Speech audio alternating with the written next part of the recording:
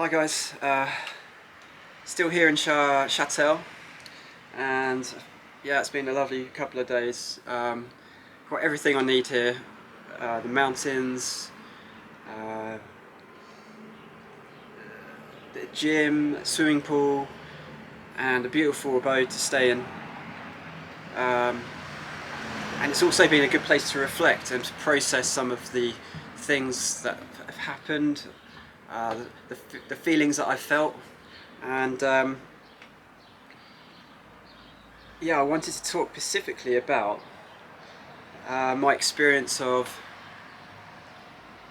success and failure, and how that relates to a concept called the worldly wins. Um, so, so firstly, the idea of success and failure. I especially hate the word failure.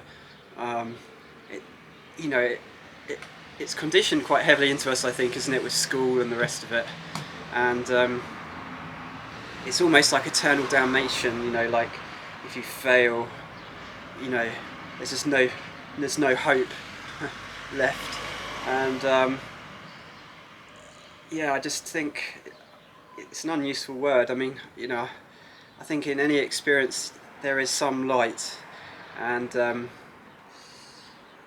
yes, sort of a word that would be good to get rid of, really. Um, but anyway, it still exists, and it's still felt, I think, at times. And I was reflecting on, how I felt at the beginning of one, sort of coming to the realization, being a yogi and being a musician was very beneficial, sort of path, and right at the beginning, um, and the sort of feeling already of sort of failure arising. Oh, I can't do it. I'm too old. This is taking too long.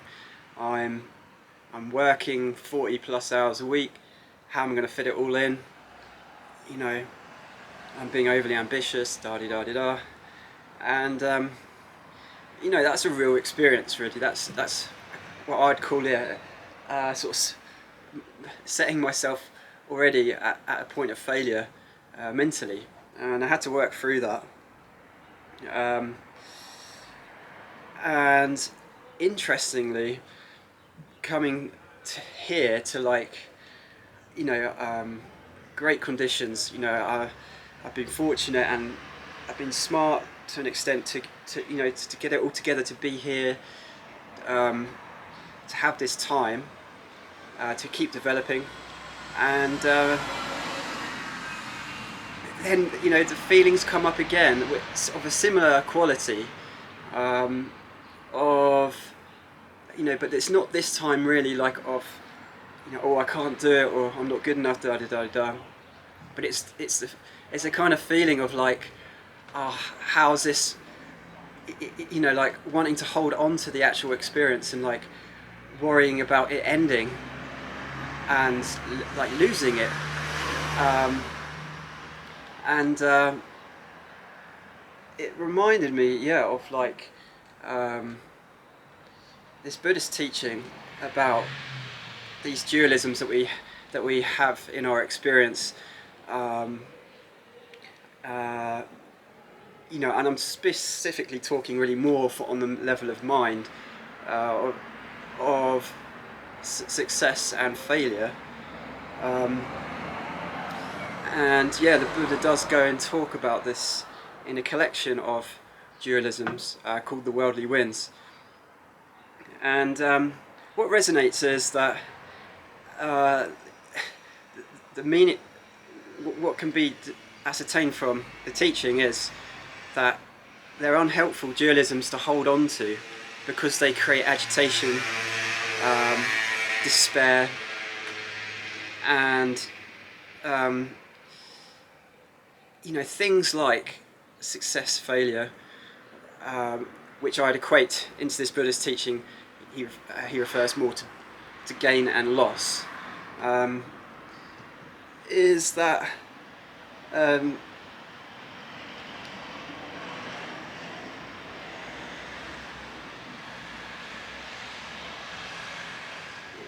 it's like, if you, yeah, it's like, it's unhelpful to carry it around, I think, like this idea, so black and white, and um, as I say, in the example here, like, it can be felt either side of the spectrum, like from a, relative success, that I'm here and I've got this time to do things, to develop. There's that side of the coin, as well as the side of the coin when you're starting out and the world seems against you, and you're in a more kind of failure sort of feeling. But they both can, disturb the mind to the extent,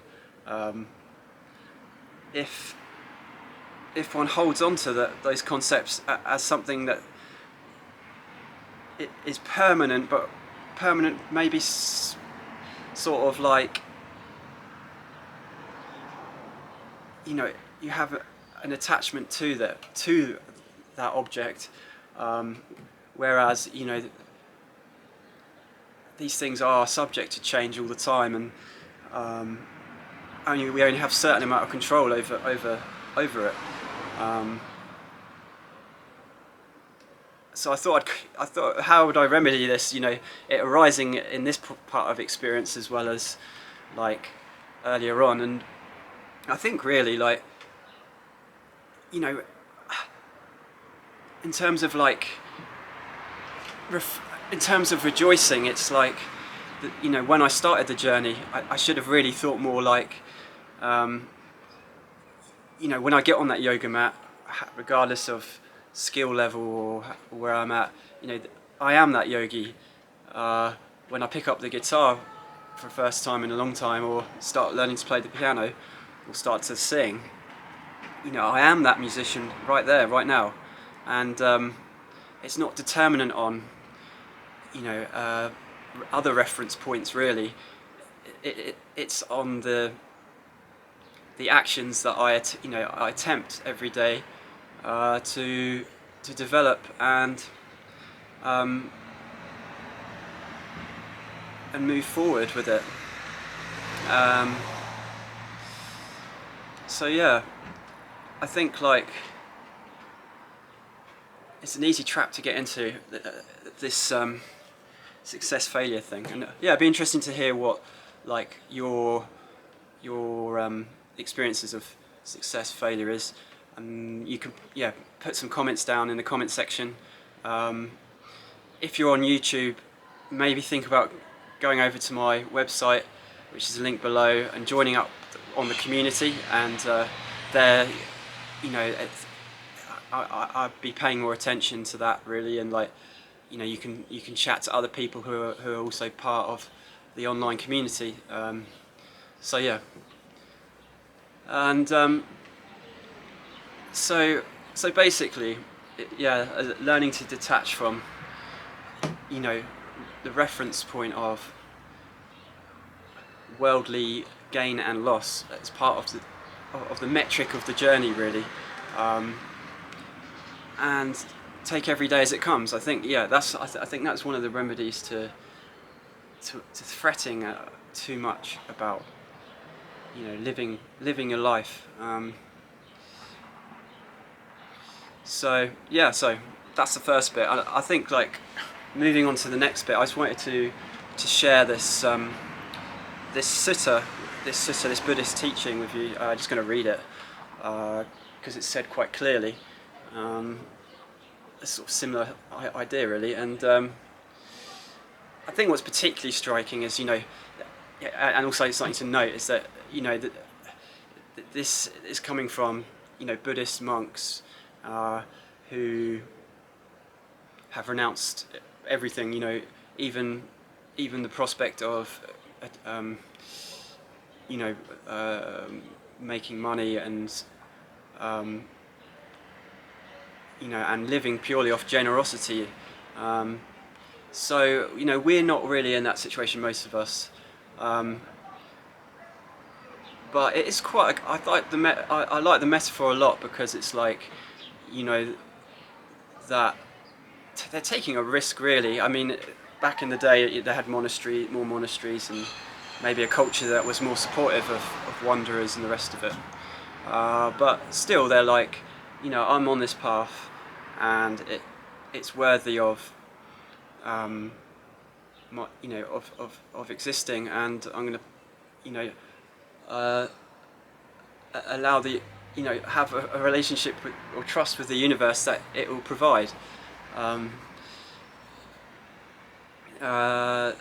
So yeah, I mean, maybe, I mean, this is an interesting area. Maybe, for some people, well, for most of us, it seems that's quite extreme, and we do need to like think about how we support ourselves, and maybe if you're an artist or something, you have to sort of give some energy to like doing some work that is not what your goal is, or you have to get a job for a bit, save up the rest of it, that sort of thing.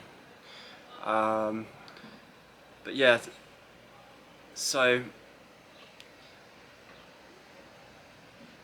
yeah, that's why I think like it's quite a good metaphor though, just to sort of like, it's kind of like going all in on your journey, and look at, yeah, and like saying, what I'm doing is worthy.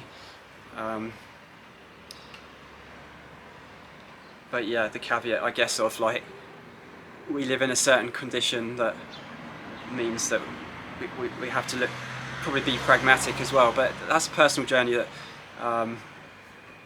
yeah, we have to explore ourselves and how much risk we want to take on that front. So, but yeah, so the eight worldly winds, the dualisms of existence that we can trap ourselves in. One being success and failure, which I surmount to most closely to gain and loss, which is referenced here, status and disgrace, censure and praise, pleasure and pain.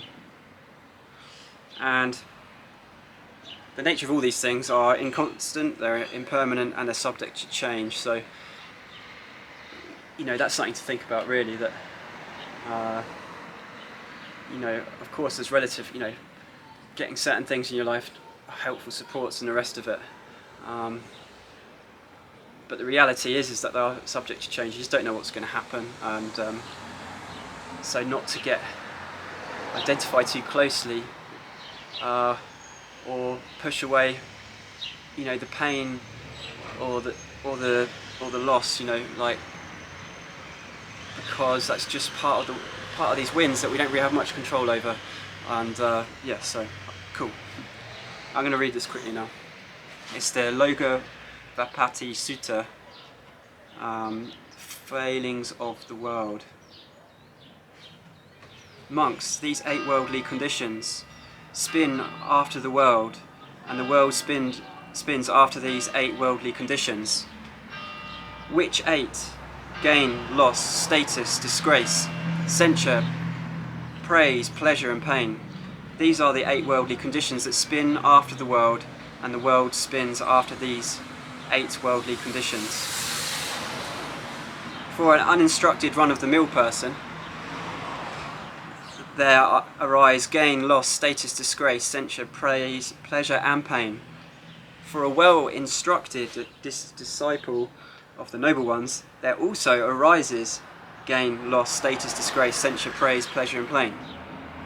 So what difference, what distinction, what distinguishing factor is there between the well-instructed disciple and the noble ones, and the uninstructed run-of-the-mill person? And then the Buddha speaks. The Blessed One said, gain arises for the uninstructed run-of-the-mill person.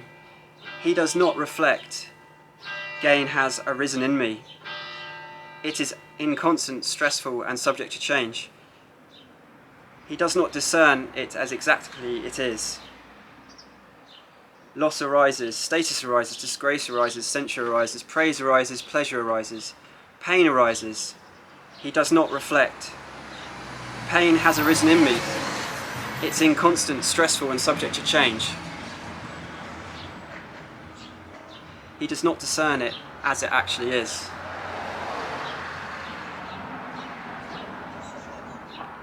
His mind remains consumed with the gain. His mind remains consumed with the loss, with the status, the disgrace, the censure, the praise, the pleasure. His mind remains consumed with the pain. He welcomes the arisen gain and rebels against the arisen loss. He welcomes the arisen status and rebels against the arisen disgrace. He welcomes the arisen praise and rebels against the arisen censure. He welcomes the arisen pleasure and rebels against the arisen pain. As he is thus engaged in welcoming and rebelling, he is not released from birth, aging, or death, from sorrows. He is not released from suffering and stress. Now, gain arises for a well-instructed disciple. He reflects, gain has arisen for me, but it's inconstant, stressful, and subject to change. He discerns exactly how it is.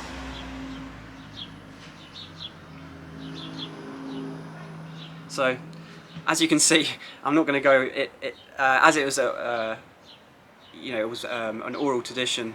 They do a lot of repetition, so it can be remembered. But essentially,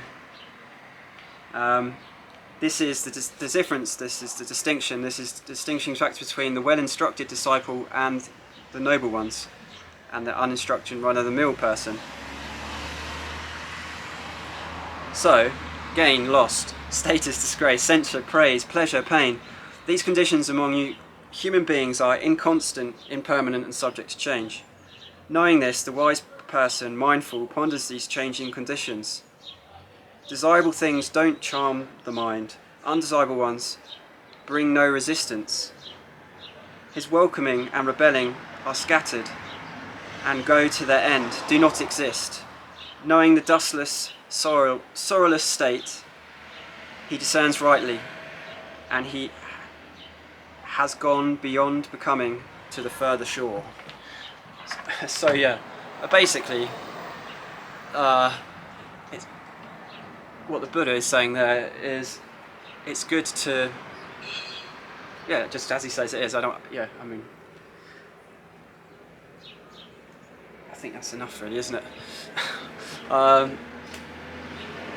I hope you enjoyed that experience. I've probably gone on for quite a while now, but it's just what was occurring in my experience, and look forward to hearing what your experiences are of these worldly winds. Cool, cheers. See ya.